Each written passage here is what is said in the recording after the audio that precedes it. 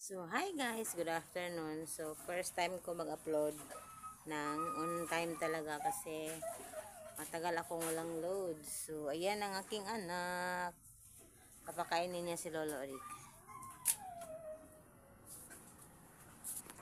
Kasi more than week po akong walang load. May load ako pero pang tawag lang. So, yun, binigyan ako ng load ng aking kaibigan.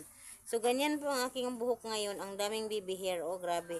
Halos wala nang mahahabang buhok ang naiwan. Kasi naubos talaga sa naubos sa blagas. Nahurot din siya ka hair pull. So, yan. So, today is June 29. Today is my birthday. So, 30 plus pa din ako. Pero malapit na akong umalis sa 30. So, yan. Ilang taon na lang, alis na tayo sa 30. So, ayan. Laging pasasalamat ko sa mga nagdaang mga month. Kasi this 2024 ay grabe yung mga na pinagdaanan ko. December pa lang, November pa lang. Last year nagkasakit na ako. Tapos December nagkasakit ulit ako. January, nagkasakit na naman. Pagka February, doon malala kasi sobrang sakit ng aking ulo. As in talaga whole week talaga yun. Tapos pagka katapusan ng February hanggang March, na hospital pa ako dahil sa aking so ayun si Dodong. Na hospital pa. So ayun, na hospital pa ako. Sa sobrang UTI at din ang akin sikmura. May hyperacidity kasi ako, ulcer ba. Pero yun, sobrang lala talaga yung pagkakasakit ko na yun kasi buong bunganga ko ay nasugat-sugat pati yung at ito ko. Yung throat ko sugat-sugat.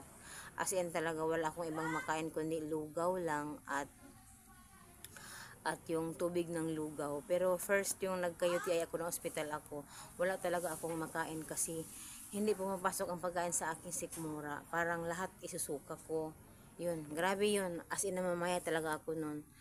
So, nagpapagaling ako ng ilang buwan hanggang umuki-okay. Tapos nagkakasakit na naman ako last week this month of June, nagkasakit na naman ako. Sumakit yung tiyan ko.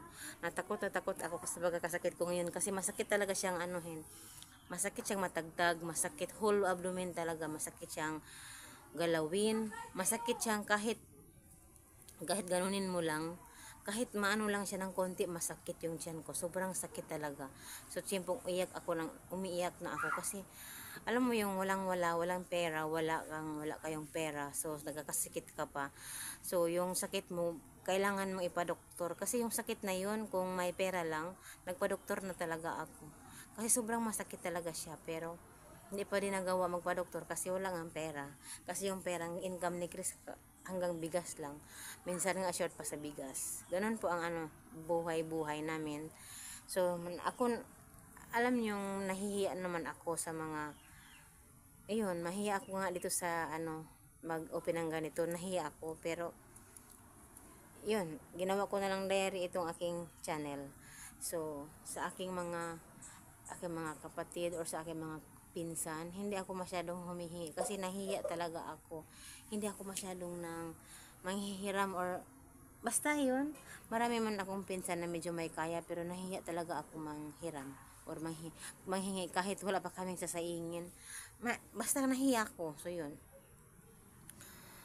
Sobrang introvert ko siguro na hindi na nga halos lumalabas ng bahay. Hindi na nga pumunta ng tindahan. Sa bahay lang talaga. So yun. Yun lang. At ngayon, sobrang dami kong pinagdaanan this year. At ngayon, birthday ko. So, ngayon ay birthday. Sobrang thankful lang ako kahit wala kaming handa. Kahit walang, wala.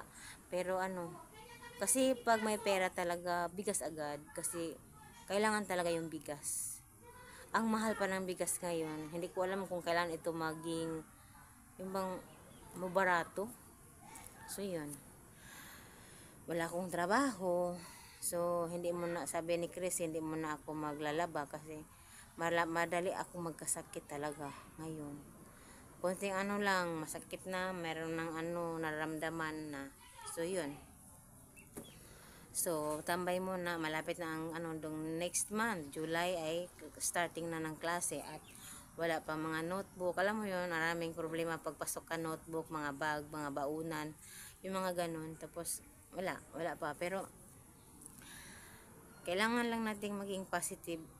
Kahit minsan talaga ang hirap maging positive, pero sige lang, laban lang. So yung ganun ang buhay. So sa ngayon po ay si Chris na Masada, ako nito sa bahay, ayun, walang ganap. Grabe yung buhok ko, no?